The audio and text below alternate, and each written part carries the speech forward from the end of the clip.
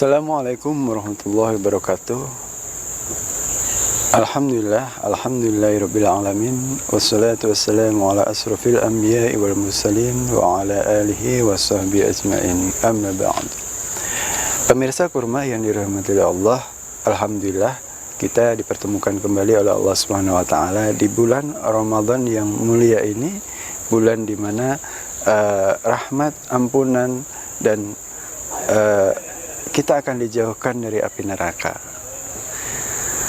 Pemirsa yang dirahmati oleh Allah, Rasulullah Sallallahu Alaihi Wasallam sebagai Rasulullah, beliau juga sebagai kepala negara.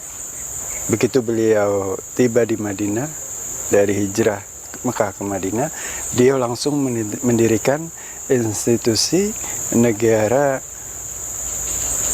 Islam di Madinah. Dengan kepemimpinan beliau, ya, dari Madinah inilah Islam menyebar ke seluruh bagian Jazirah Arab pada waktu itu. Ketika beliau wafat, beliau tidak ada pengganti sebagai seorang nabi dan rasul, karena memang beliau adalah khatamul anbiya'i wal mursalin. Namun sebagai seorang kepala negara, beliau digantikan oleh banyak para khalifah setelahnya.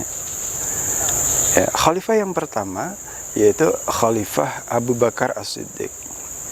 Ya, beliau dipilih oleh kaum muslimin menggantikan Rasulullah SAW sebagai khalifah yang pertama. Ya, sebagai khalifah yang kemudian menduduki jabatan kekhilafahan, ya. Jadi sistem Islam, sistem pemerintahan Islam itu namanya khilafah. Nah, khilafah dipimpin oleh seorang khalifah. Mungkin kita sudah sering mendengar Khalifah Abu Bakar, Khalifah Umar, Khalifah Utsman, Khalifah Ali bin Abi Thalib. Bahkan mungkin di bulan Ramadan ini kita setiap malam mendengar itu, Al-Khalifatul Awwal dan seterusnya.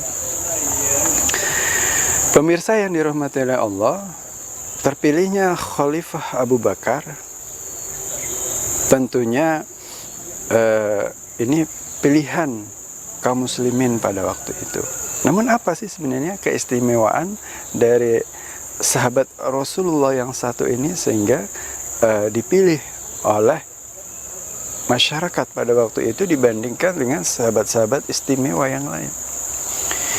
Pemirsa yang dirahmati Allah, Khalifah Abu Bakar memang sudah istimewa sejak bahkan sebelum datangnya Islam.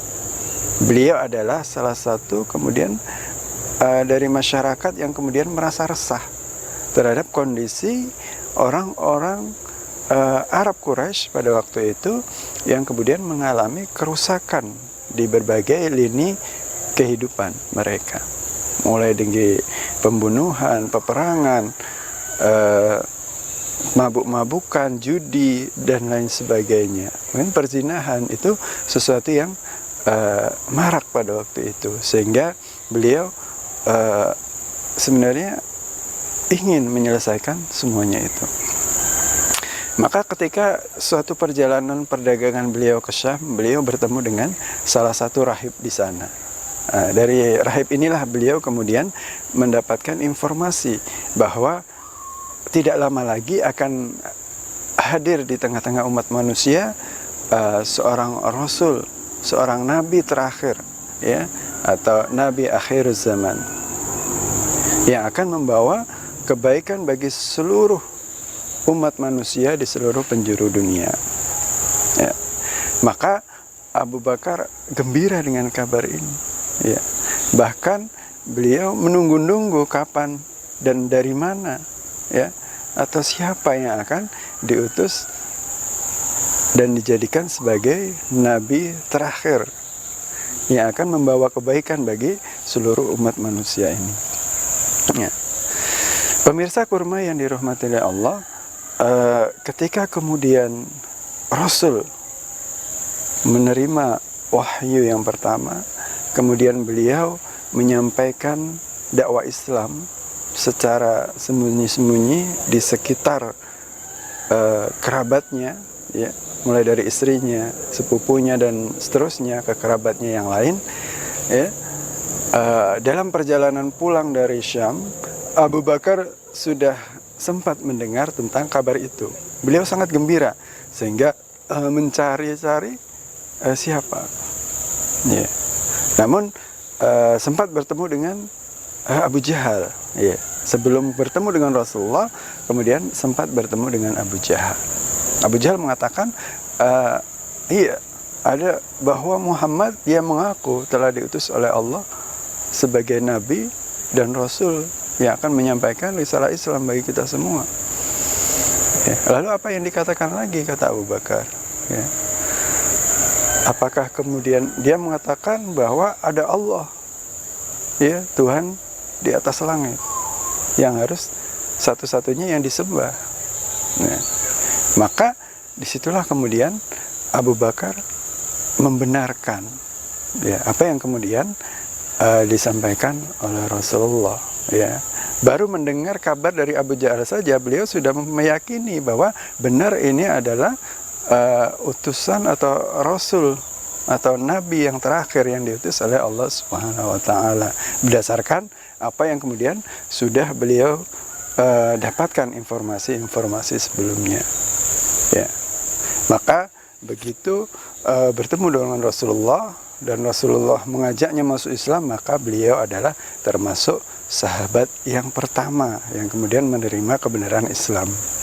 Maka dari situlah Abu Bakar mendapatkan gelar As-Siddiq dari Rasulullah SAW. Artinya orang yang senantiasa membenarkan, ya, senantiasa membenarkan apa yang dikatakan oleh Rasulullah SAW, ya.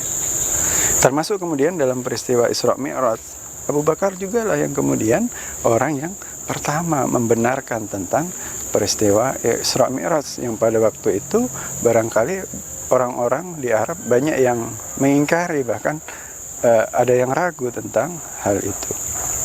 Pemirsa kurma yang dirahmati Allah, satu hal yang kemudian bisa kita ambil dari bagaimana kemudian sosok khalifah pertama bagi kaum muslimin, yaitu Khalifah Abu Bakar As-Siddiq, bahwa beliau totalitas dalam memeluk Islam, totalitas dalam memberikan dukungan dakwah kepada Rasulullah SAW, baik dirinya, ya, jiwanya, ya, tenaganya, hartanya, bahkan seluruh hidup dan keluarganya itu total diberikan kepada Islam, kepada Rasulullah SAW, kepada Allah Subhanahu wa Ta'ala, sehingga beliau termasuk orang yang kemudian sahabat yang tidak pernah ragu sedikit pun terhadap apa yang kemudian disampaikan oleh Rasulullah SAW. Demikian yang bisa saya sampaikan. Mudah-mudahan kita termasuk orang-orang yang kemudian bisa meneladani sahabat Abu Bakar As-Siddiq, ya, sebagai orang yang senantiasa mampu memberikan tenaga kita, pikiran kita, bahkan harta kita untuk berjuang di jalan Allah Subhanahu wa Ta'ala. Kurang lebihnya mohon maaf. Assalamualaikum warahmatullahi wabarakatuh.